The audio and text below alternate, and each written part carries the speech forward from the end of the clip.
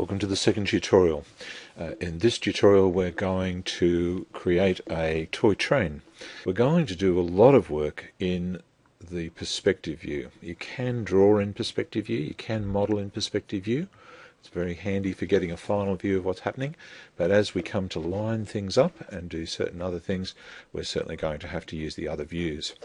So we'll learn a keystroke, which is Alt-W. Alt-W moves us in and out of resizing one viewport to fill the whole screen. So I'm right here in the perspective viewport, Alt-W, and the perspective viewport fills the whole screen. Alt-W again, and we get back to seeing our four viewports. Our train's going to have some simple shapes in it. I'm going to imagine a base, a wooden base on which the train is built, and there it is. I haven't used any measurements. You can draw it any size that you like. Very first thing we need to do is to put a boiler onto the train, and we'll use a cylinder for that. I'm actually going to draw this from a perspective view. There are other ways to do this. You can draw it in some of the other views, but I'm just going to guess at the size there. Not quite as long as my platform, and nice and round. I'm going to tip it over. To do that, we know we use rotate, and I reminded you in the first tutorial that we need to use angle snap. Most times that we use rotate, certainly just to do a simple rotation, by 90 degrees. Make sure it's exactly 90, and there we are, rotated by 90 degrees. If I now go to move, I'm going to have some difficulties. I can probably get it roughly in place using my eyes in perspective, but it's really hard to do that. So Alt-W, we jump back to our views, and right-click to move between different views. So looking in the front view, I'm going to use my scroll wheel on the mouse to do two neat tricks. By holding down the scroll wheel, that is, I'm actually clicking it down, there we go, we can actually move the view around, and by rolling the scroll wheel we can actually zoom in. So I'm going to have a look to see how this is. We'll right click over here in the left view and set this up. And from where I look, to me that probably has come a little bit big, so we can just use scale. Very easy. We'll right click in the front view, click on scale, and I'm going to go not on the red, not on the green, because that would move it disproportionately. That is, it would change the actual cross section. Control Z. I'll move into this triangle here, and that will move things uniformly. So I'll bring it down a bit in size, and then move it back down to just kiss into that bottom tray. We'll come back to perspective, and we'll go Alt-W to get back up. I'm now going to build the cab, and I'm going to build the cab by starting with a box. So we could just whack that on, and that would be okay. Nothing wrong with that. But I'm going to introduce a technique. I just love this technique. It's called doing a boolean operation. And a boolean operation is an operation where we can subtract one shape from another shape. Or in fact, we can join shapes together as well. Lots of interesting things you can do with booleans. We're just going to do subtractions. So we're going to need a smaller box. And that box has got to go inside here, inside the cab, but sticking out a bit. I'm going to have to move that blue box around, so Alt-W, very important now. So we'll get move happening. I'll right-click and move until it's roughly centered. I can zoom in a bit to make sure I'm working effectively. And I'm going to push it in, but leave a little bit hanging out the back. Now from the side, of course these were all drawn on that grid, on the floor if you like, so the two bottoms are lining up. We can align objects, but we don't really need to. That should be about right, ready for our operation. I'll come back to perspective view, Alt-W for full screen, and I'll just move up a bit closer here. Here's a sequence. I'm going to click on the object that I want to have remain, And then I'm going to come over here, and rather than standard primitives, I'm going to open up to compound objects. Down here, pro boolean, check over here, subtraction. Now, by the way, your screen may not look like this. We've got a choice. We can actually pull this over and have one row, but then I'd have to scroll up and down to see the different parts of it. I can pull the screen back, have two rows, and everything's in display. Over here, subtraction is selected, and I have to do only one more thing, start picking. So I click on that, and I click on the thing I want to subtract. And lo and behold, the Boolean operation has been completed, and we now have a great cab ready to use on our train. Now, let's say I wanted to have a quick look underneath here and just see how it's worked. Well, I just hold down Alt, then I hold down the scroll wheel, and I can rotate the viewport. And yep, that's worked quite well. How can I get my viewport back to base, back to the way it was? I point up here at the widget up in the corner, and when I point at it, a little tiny house appears. Click on the house, and we're resetting that viewport. I'm now going to move my cab right onto the base here, and that's got to be done in one of the other views. It's not going to work in that view at all.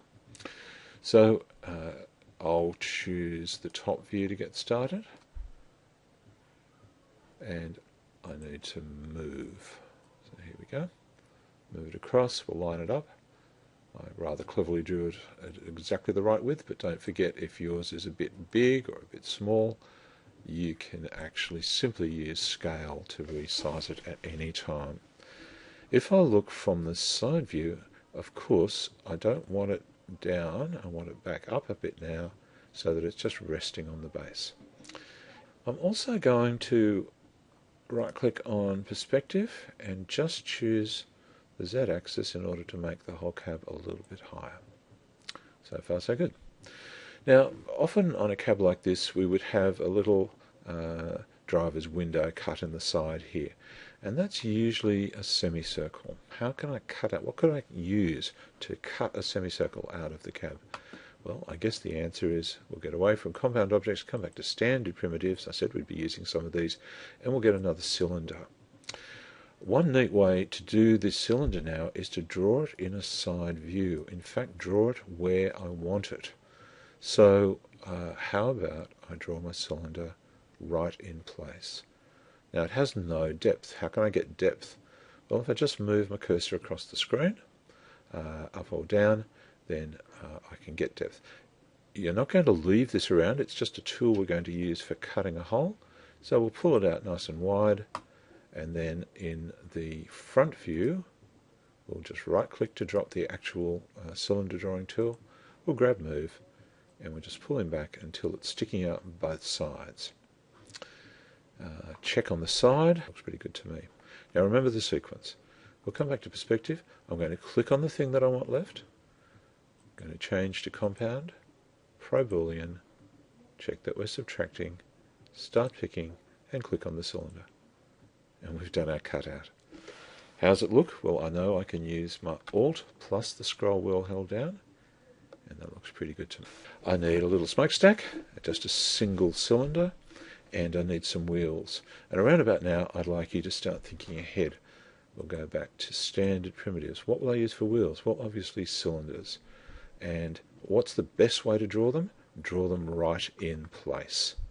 So I'm going to click on cylinder. Right now I'm going to use center creation method. That means the first point that I hold my mouse down on will be the center for the wheel. I'm going to come to the side view, right click to move to that view, and I'm going to center the wheel halfway up the platform where we could imagine the wooden modeler has put a pin, and I'm going to hold down there and pull out until I've got a wheel and maybe a bit smaller, and let go, and then I have to pull sideways to make the width of the wheel and click. It's in the wrong place, that's no big deal. I'm going to right click on the background to drop the cylinder drawing tool, and then I'm going to right click on the front view, and I could use the top view as well. Make sure I'm on move and just pull on the X-axis until my wheel is out sitting on the side there. Now I can't see it in perspective view, and so it's quite easy to hold down Alt, hold down my scroll wheel, and just have a little look. Pretty good. Now, do I want 4 wheels or 6 wheels? I'm going to go for 4 wheels right now. And I'm going to do that. I can do it by right-clicking and asking it to clone, but there's an even easier way. I'm simply going to hold down the Shift key on my keyboard, and I'm going to pull on the Y-axis. And there's a copy that has been made. I'll put it where I want it and let go.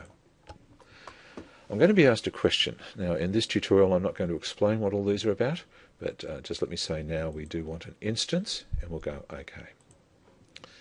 So far, so good. We've now got 2 wheels, and I'm going to go to the top view, zoom out a bit, and we've got 2 wheels. Now we need a copy of those 2 wheels on the other side. So let's get smart. We'll click on a wheel. I'm going to hold down the Control key, which allows me to click on another wheel. Now if you accidentally click on something else, 3DS has decided that you're going to have to hold down the Alt key to drop something off your selected list. So here we go. We've got the 2 wheels selected. We're going to point at the X-axis, hold down the Shift key, and pull sideways. And there, with just a couple of simple operations, instance again, we've made our 4 wheels. They're all exactly the same size, and they're visually in the correct place, and they are lined up with each other because we simply made copies and only pull them across on the X-axis in this particular view. Well, I said we needed a smokestack, and so we'd better draw one out of a cylinder. I'll do that right on the ground here. I could do it up in the air. Not too big. Just imagine a piece of dowel. And I'm going to use my other views to move it into place. Right-click to drop the cylinder drawing tool. Right-click to change to a viewport. Hold down the scroll wheel. And there we go. We can start moving. Move it up. Move it across. It's going to need to be buried into the boiler a little bit, and from the top view I can see that it's still out on the side, and we simply bring it across to look like it's in the middle. Now my model train is finished for the purpose of this tutorial. So we've got our toy train, and I must say I just love Boolean operations, being able to neatly cut something out and use our imaginations to decide how we're actually going to create these objects.